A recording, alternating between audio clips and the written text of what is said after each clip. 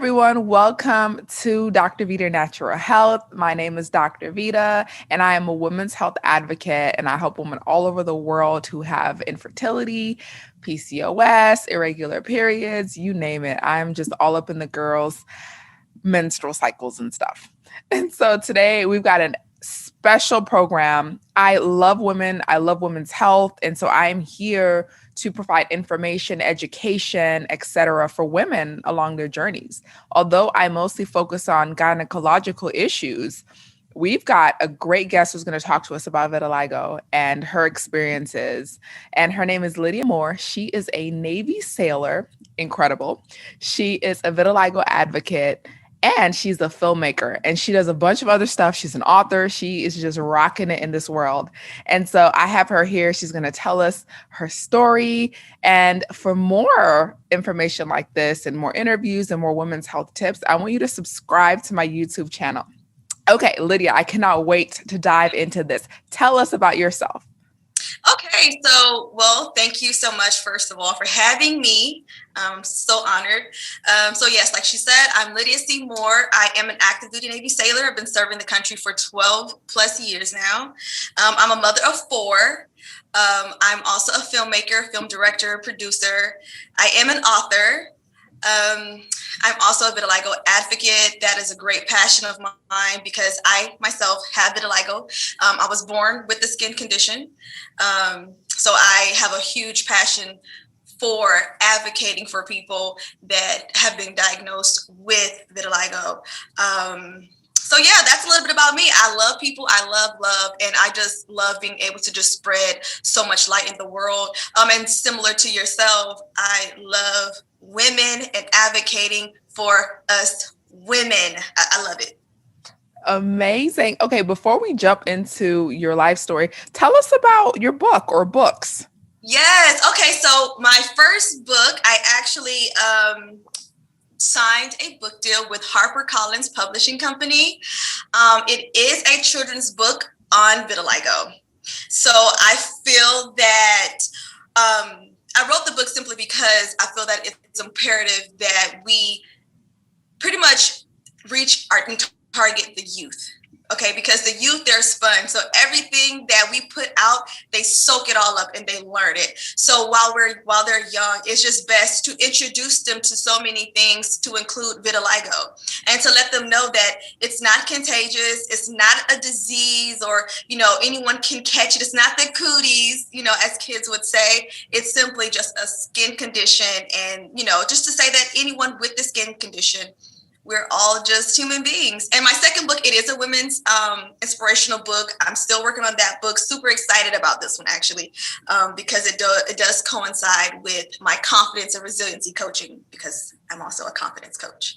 So pretty excited. Okay, so now let's get into your journey with vitiligo. You are absolutely gorgeous. Like, I mean, it's almost like it's just like a work of art on your face. It's just so unique. I'm sure you hear that a whole lot. Tell us about how it was for you growing up. So growing up, I was born with the skin condition, so I've always had vitiligo. And what people don't know is that vitiligo doesn't just affect people, they're not born with it always. Sometimes people get it at the age of 4, 24, 44, 74. There's no known reason. There's no cure.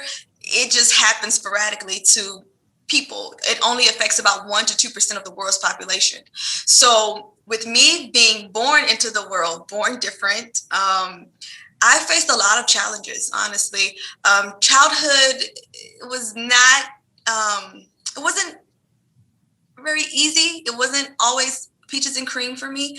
I dealt with a lot of bullying, physical bullying, verbal. I've been called Dalmatian. I've been called Gizmo from the movie Gremlins.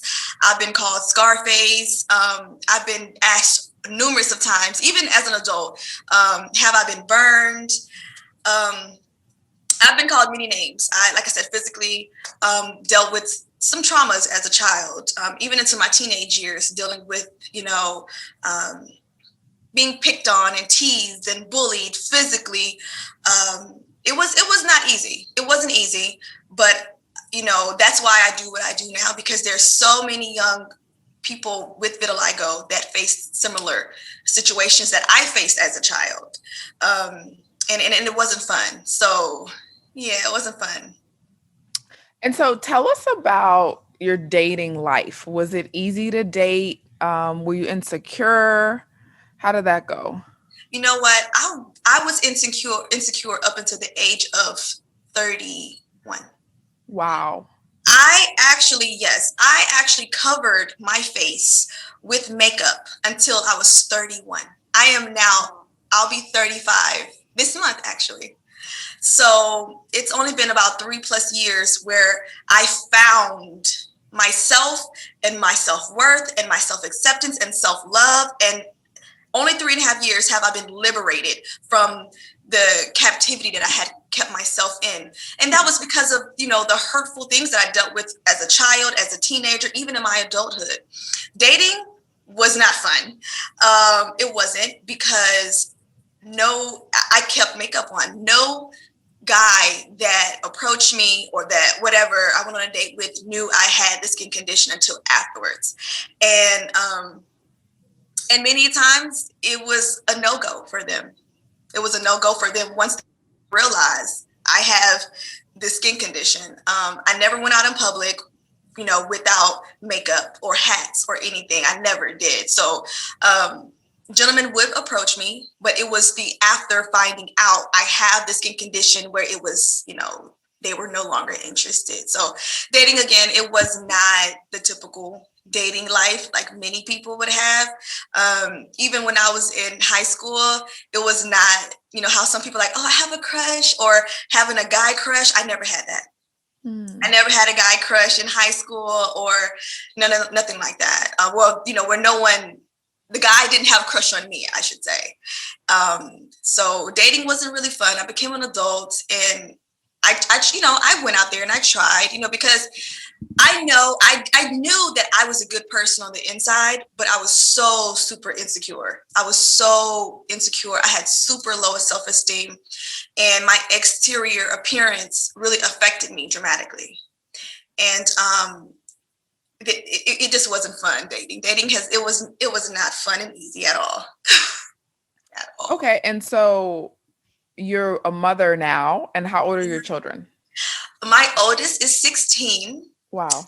I have 14, 10, and 8. Okay, good for you. Wow. Your kids are big, and they're about to go out there into the world. So that's amazing. Thank you, Lord. So how has your experience with vitiligo impacted you or changed you as a mother? Ooh, you know what? My kids are honestly one of my biggest motivations as to why I came out from hiding, why I stopped wearing the makeup, because, I would get those Mother's Day cards or those pictures, and they would draw pictures of me, but the pictures always had a hair over the eye. So you would only see one eye and the other eye was, covered. Wow. And I would look at those pictures, and honestly, they would think that I was crying because I just loved them, which I love the pictures, but I was crying because of what they were perceiving of me, what they saw me as, They didn't see me because I didn't see me. I didn't know this woman. I didn't know the woman because of everything that in my past, from my youth, my childhood, those negative words damaged me, even as an adult. And my kids indirectly saw the damage because they were drawing the picture of their damaged mother, although they didn't know it. Yeah. So they motivated me and inspired me to literally take off the makeup and to just love me, because I had to realize, I'm raising young girls. I have 3 girls, and I can't raise young girls and, be insecure or not have confidence, yet me tell them to love yourself and to be confident, because I wasn't that. Yeah. Yeah. So I had to be that role model. I had to be that for them. They needed me to be that. And so I took off the makeup and I stopped wearing the swoop. And now I have pictures where they draw the actual pattern of my vitiligo now. So that's beautiful. Oh, that is an amazing story. I know a lot of kids out there grow up with insecurities. I had insecurities, serious insecurities, lots of them, in fact, growing up. And so, what message do you have to those young girls that have the long toes like I do, or whatever other, or even vitiligo or anything else that have these major insecurities? What do you have to say to them? Simply love yourself. And I know that it seems like, it's easier said than done, but it is the most liberating feeling when you can love every bit of you and no longer care or have a worry about what others say of you. Because I had to realize that I wasn't covering myself and my vitiligo for me. I was covering it to make other people feel comfortable to be Yeah. around me. Yeah. And that's such a horrible way to live. I was living for other people. And this is my life. Yeah. And it is whoever's watching, it is your life. We have to take control of that and live for ourselves. No longer live for the next person. No longer live for the boy that you might like or the young lady you might like. We're all born different. There is not one person in the world that is alike anyone. Even twins, they have the similar, not the same characteristics. We're all individuals and we're all created uniquely. God makes no mistakes at all, at all. So we were all designed perfectly, just the way he wanted us to be. And we have to embrace that because there's someone with long toes, okay? And we have to be the voice for the long-toed people, okay? There's someone with vitiligo, and we have to be the voice for those with vitiligo because sometimes we don't really understand how powerful our voices are, especially when we don't realize that our voice even matters. Because I didn't know that I had such a powerful voice until 3.5 years ago. 3.5 years ago, when I took off all the makeup and I stopped living for the world and I stopped living for other people and I decided to actually finally live my life, right? That's when all these amazing opportunities began to happen. The books, the film. I actually created my very first film called Beauty Marks, which is about vitiligo. And in Beauty Marks, it actually goes through the stages. It's based on my life story through the stages, from the younger Cassie, the teenage Cassie, and then the adult Cassie. Because whether it's long toes, whether it's whatever, our insecurities are, we go through those phases and those stages until we finally get to that place of self-acceptance. Yeah. But I want us to reach that before, we get like me. I was 31. I wish I had self-acceptance and that self-love, and I was liberated at a young age. That's why, I wrote the children's book. So what I will tell any young person watching right now is simply live for yourself. Know that you were created beautifully and uniquely on purpose with intention. God makes no mistakes. And love you wholeheartedly. Because you are you. And if no one in the world loves you, you have to love you. You have to truly live for you and accept yourself. At the age of 12 years old was the first time I tried to commit suicide. Wow. I've attempted it twice in my teenage years. It is not, listen, when you have life and you have to live. You cannot let nothing stop you. No one stop you from living. You can't. You can't. At 12 years old, I was listening to the teasing and the name calling of other people. And their words and their negativity caused me to want to end my life. But I'm here for a reason. Thank God. Yeah. I'm here for a reason. So live and love. Live for you, love you wholeheartedly, and know that you're created uniquely, and you gotta shine and glow like nobody's business.